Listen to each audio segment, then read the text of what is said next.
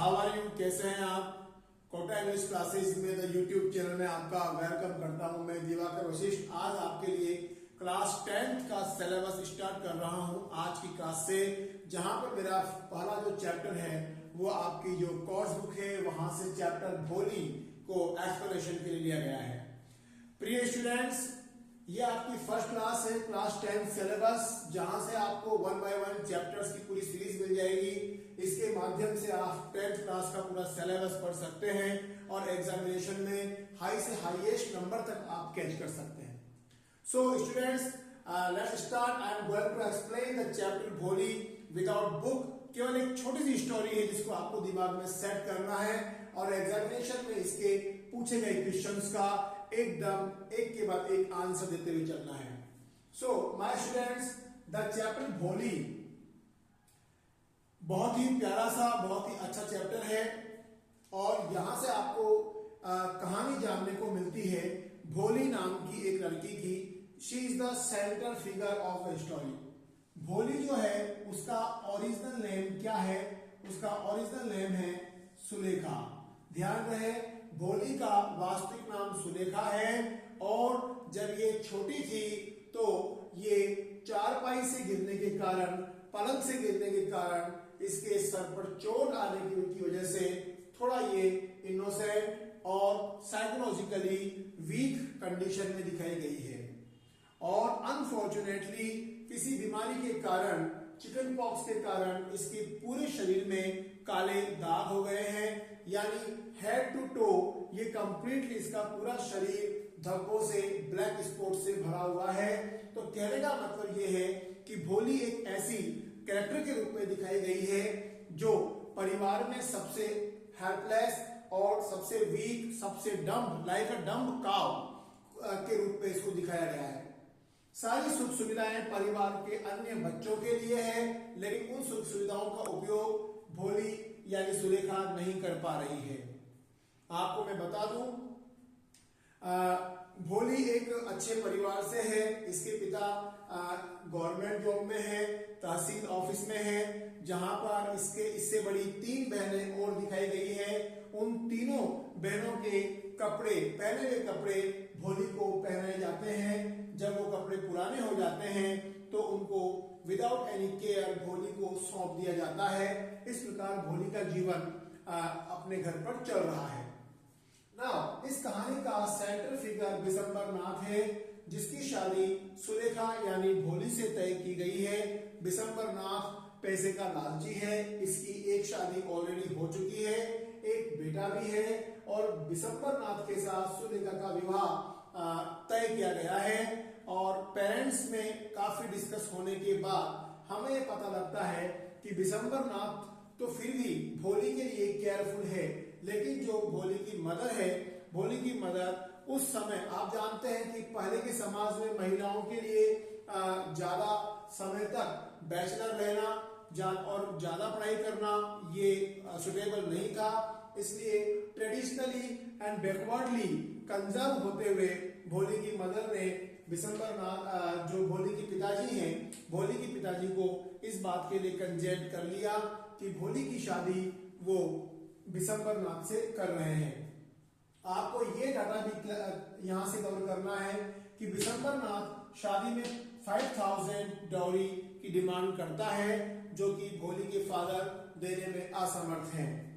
देखिए, इस कहानी के अंदर जो मेन थीम चल रही है वो है वीमन इमेंसिपेशन, यानी इस पूरी कहानी के अंदर महिलाओं के स्तर को, महिलाओं के स्टैंडर्ड को, सोशल स्टेटस को बहुत ज्यादा बैकवर्ड बताया गया है। और यहाँ पर जो भोली है, भोली कैरेक्टर एक ऐसा कैरेक्टर है जो हमें वीमन इमेंसिपेशन के बारे में बताता है, यानी महिला सम्मान, महिला मुक्ति, पिछड़े समाज से महिलाओं की मुक्ति के बारे में इसकी थीम आपको बताई जा रही है। यहां से सेकंड नंबर की थीम होती है वीमेन अवेयरनेस, यानी महिलाओं को जागृति प्रदान की गई है कि एजुकेशन से जुड़े रहें। Education is the only medium जो आपको समाज में अपने स्तर को बनाने में योगदान प्ले करता है।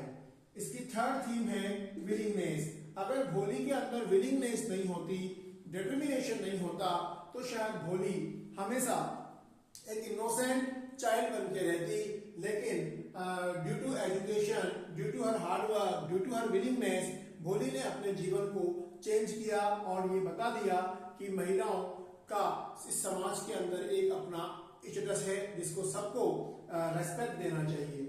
फ्रेंड्स एंड स्टूडेंट्स, इस चैप्टर के अंदर सबसे महत्वपूर्ण बात यह है कि जब भोली को कुछ समय बाद स्कूल लेके जाया जाने लगा तो उसको एक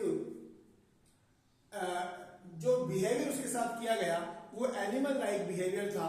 उसको उसके घर से खींच करके स्कूल पहुंचाया जा रहा है और जैसे फर्स्ट टाइम किसी बच्चे को स्कूल पहुंचने के बाद उस कमरे में जो लगे हुए पिक्चर्स होते हैं उन पिक्चर्स के माध्यम से भोली अपनी साइकोलॉजी को जोड़ती हुई चल रही है और प्रैक्टिकल लाइफ में जो उसने देखा है उन सबको वो अपने क्लासरूम में जब नोट करती है, दीवार पे लगी हुई गाय का चित्र, दीवार पे लगे हुए एनिमल्स के चित्र उसको अट्रैक्ट करते हैं और उसकी साइकोलॉजी को बाहर के प्रैक्टिकल जीवन से बॉन्ड करने की कोशिश करते हैं।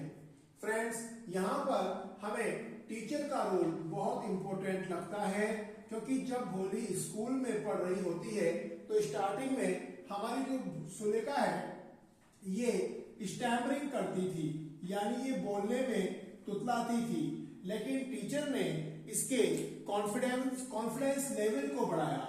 टीचर का रोल यहाँ पर इतना अच्छा है कि टीचर ने भोली की साइकोलॉजिकल कंडीशन को समझकर उसकी साइकोलॉजिकल स्थिति को परसीव करके भोली के कॉन्फिडेंस को बढ़ाने के लिए पूरा प्रयास किया और टीचर के रोल की वजह से भोली के अंदर कॉन्फिडेंस पैदा हुआ, जिसकी वजह से गांव के स्कूल में उसने पढ़ाई को कंटिन्यू रखा और अपने जीवन को बनाया।